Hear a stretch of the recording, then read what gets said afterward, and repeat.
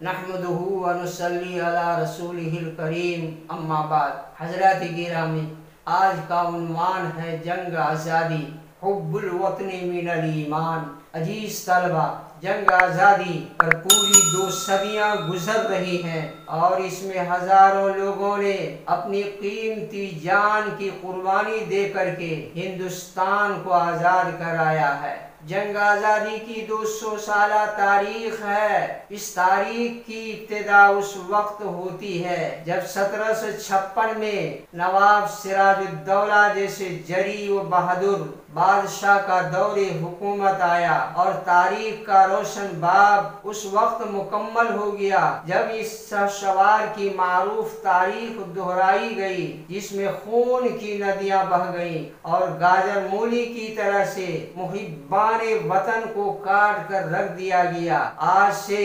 1857 गदर के नाम से याद किया जाता है। फिर दूसरा बाब उस वक्त मुकम्मल हुआ जब अंग्रेजों की गुलामी की जंजीरें कानूनी तौर पर गर्दनों से निकाली गई और वो वक्त है 1947 का। अगर हम इन 2 तारीखों का जायजा लें तो मालूम होगा कि 1756 से 1857 तक तनी तनहा मुसलमान कौम ने ये आज़ादी की लड़ाई लड़ी है, जिसमें हमारे उमरा, रऊसा और शाहाने ममलकत ने गर्दनें कटवाई हैं, जिसमें हमारे उलमा, सुलहा और बुजुर्गान दीन अपने मसनदों को छोड़कर कफन बरदोश हो गए हैं और सरजमीन हिंद को अंग्रेजों की गुलामी से आज़ाद कराने के लिए अपना कीमती खून बहा करके तारीख का एक नया मोड़ दे दिया है।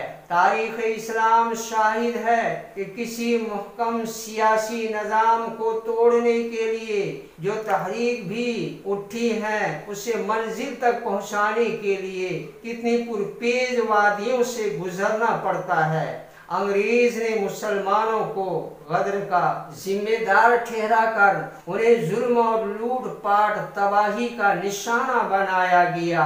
कुल 15 दिनों में 2 लाख मुसलमान शहीद हुए, 51,000 उलमा को शहीद किया गया। ये तादाद कुल 3 सालों में बताया जाता है। दिल्ली के चांदनी चौक से खैबर तक कोई पेड़ ऐसा ना था कि जिस पर आलिम की लाश ना लटकती हो और इसी तरह उलमा को बड़े पैमाने पर काला पानी की सजा दी गई। दिल्ली के जामे मस्जिद को फौज का आराम गाह बना दिया।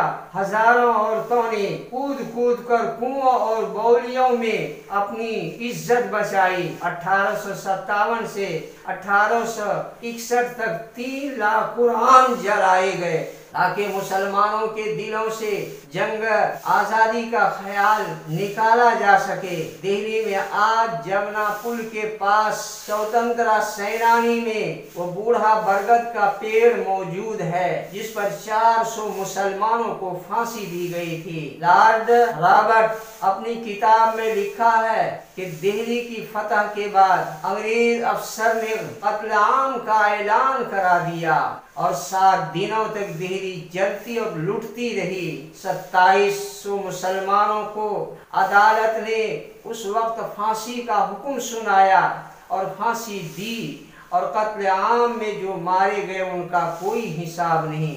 रोड़की में सुनहरा गांव का बरगद का पेड़ आज भी मौजूद है जहां 250 हिंदुस्तानियों को फांसी दी गई थी। नूह में नीम के दरख्त पर 52 मेवातियों को, फिरोजपुर झारखंड में इमली के पेड़ पर सैकड़ों मतवालों को फांसी पर चढ़ाया गया। शहर मुरादाबाद के नवाब मज्जू खान, जिनकी कब्र मस्जिद फुत्तन शहीद वाले कब्रिस्तान में है, शहीद की लाश को हाथी के पैर से बांधकर शहर में घसीटा गया और बाद में चूने की भट्टी में डालकर जलाया गया। हिंदुस्तान को आजाद कराने में हिंदुस्तानियों ने उस सफेद फार्म कौम को अपनी रगों के खून के आखिरी कतरे तक बर्दाश्त नहीं किया। जब जाकर के ये हिंदुस्तान अंग्रेजों की गुलामी से आजाद हुआ है। आज हम इस गुलामी की कदर करें कि उलमा ने किस कदर अपनी जानें हिंदुस्तान को आज़ाद कराने में कुर्बान की हैं। अल्लाह रब्बुल आलमीन हमें इन बातों को समझ करके अमल की तौफीक अता फरमाए। व आखिर दावाना अनिल हम्दुलिल्लाहि रब्बिल आलमीन।